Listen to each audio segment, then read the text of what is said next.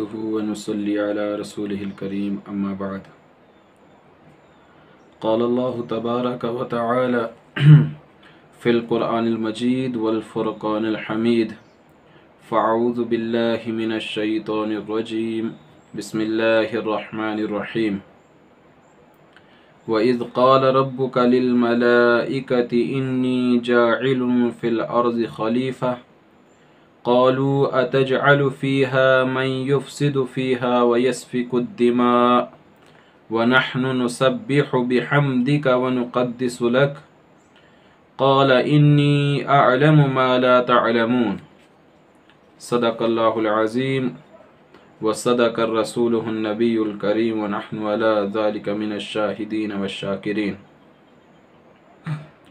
آج ہمارا جو درس شروع ہو رہا ہے وہ آیت نمبر 30 سے شروع ہو رہا ہے۔ قرآن مقدس میں سورہ بقرہ کی آیت نمبر 22 میں اللہ تبارک و تعالی نے صرف عبادت کے واجب ہونے کی نہایت مختصر اور سادہ مگر مضبوط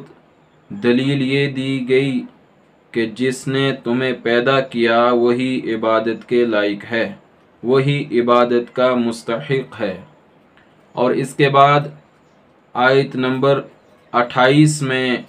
کافروں کے کفر پر تعجب کا اظہار بھی کیا۔ اسی بنا پر کیا گیا تھا کہ اب انسان کی پیدائش کا پورا واقعہ بیان کر کے اس دلیل کو اور زیادہ پختہ کیا جا رہا ہے، اور وہ انسان کی تخلیق کا جو قصہ ہے وہ شروع یہیں سے ہو رہا ہے، جو آیت کریمہ میں نے آپ لوگوں کے سامنے پڑھی۔ اللہ تبارک و تعالی ارشاد فرما رہے ہیں وَإِذْ قَالَ رَبُّكَ لِلْمَلَائِكَةِ انی جاعل فی الارض خلیفہ، اور وہ وقت یاد کرو، اس وقت کا تذکرہ سنو جب تمہارے پروردگار نے، تمہارے رب نے، تمہارے خالق اور مالک نے فرشتوں سے کہا، فرمایا، عرض کیا کہ میں زمین میں ایک خلیفہ بنانے جا رہا ہوں، یعنی حضرت آدم علیہ السلام کی تخلیق رکھنے جا رہا ہوں۔ میں ایک انسان کو بنانے جا رہا ہوں جس کے اندر نیکی کی بھی صلاحیت ہوگی اور جو برائی کرنے کی بھی جس کے اندر صلاحیت ہوگی، ایسے انسان کو، ایسے خلیفہ تیار کرنے جا رہا ہوں۔ جب یہ بات فرشتوں کے سامنے رب کائنات نے پیش کی تو رب ذوالجلال کے سامنے فرشتوں نے عرض کیا کہ اللہ، آپ کو کیا ضرورت ہے کہ ایسی مخلوق کو پیدا کرے جو زمین میں فساد برپا کرے، جو زمین میں ایک دوسرے کے خون کے ساتھ ہولیاں کھیلے؟ بظاہر طور پر ایسا لگ رہا ہے کہ فرشتوں نے یہاں پر اعتراض پیش کیا، یا یوں لگ رہا ہے کہ آیا ان کو پہلے سے خبر تھی کہ انسان دنیا کے اندر رہ کر برائیاں کرے گا، دنیا کے اندر رہ کر وہ خون ریزی کرے گا، دنیا کے اندر رہ کر وہ طرح طرح کے جرائم کرے گا، جس کی بنا پر وہ اللہ کے سامنے عرض کر رہے ہیں کہ اے اللہ، آپ ایسی مخلوق کو پیدا کیوں کرنا چاہتے ہیں جو دنیا کے اندر رہ کر، جو زمین پر رہ کر فساد برپا کرے گی؟ مفسرین کرام نے اس آیت کی تشریح میں لکھا ہے کہ انسان کے تخلیق سے پہلے اس دنیا میں جنات بسا کرتے تھے، اور جنات نے آپس میں دنگا فساد کر کے، آپس میں لڑ کے ایک دوسرے کو ختم کیا اور خون ریزی اور تباہی پھیلائی۔ اسی بنا پر فرشتے کہہ رہے تھے کہ ہو سکتا ہے کہ جس خلیفہ کو تیار کیا جا رہا ہے، جس فرشتے کو بنایا جا رہا ہے، وہ بھی کل اسی طرح لڑ کر، اسی طرح آپس میں جھگڑا کر کے وہ بھی خون ریزی کرے گا۔ اسی بنا پر فرشتوں نے یہ بات عرض کی تھی۔ بہرحال وَإِذْ قَالَ رَبُّكَ لِلْمَلَائِكَةِ إِنِّي جَاعِلٌ فِي الْأَرْضِ خَلِيفَةً، کہ اے فرشتو، میں ایک خلیفہ یعنی اپنا ایک خلیفہ زمین میں پیدا کرنا چاہتا ہوں، بنانا چاہتا ہوں، قالوا اتجعل فيها من يفسد فيها ويسفك الدماء،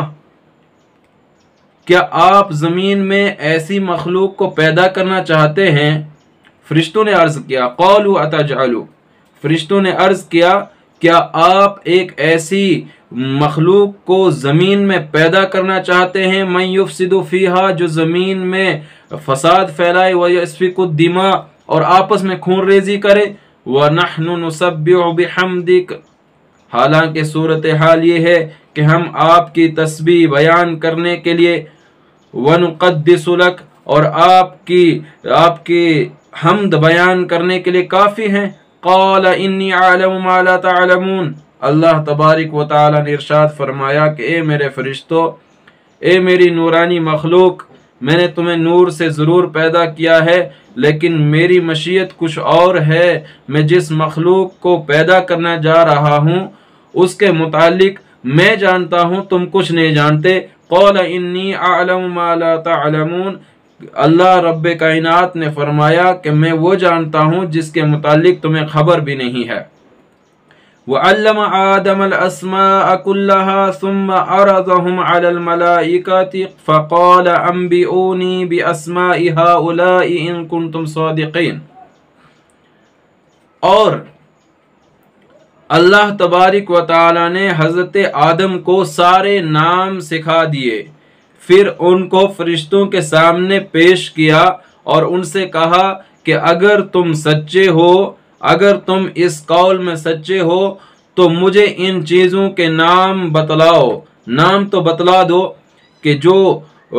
تم کہہ رہے ہو کہ یہ زمین کے اندر فساد برپا کریں گے، یہ زمین کے اندر طرح طرح کے جرائم کریں گے، اگر تم اس قول میں سچے ہو تو پھر مجھے ان ناموں کے متعلق ان چیزوں کے نام بتلاؤ۔ اب وہ چیزیں کیا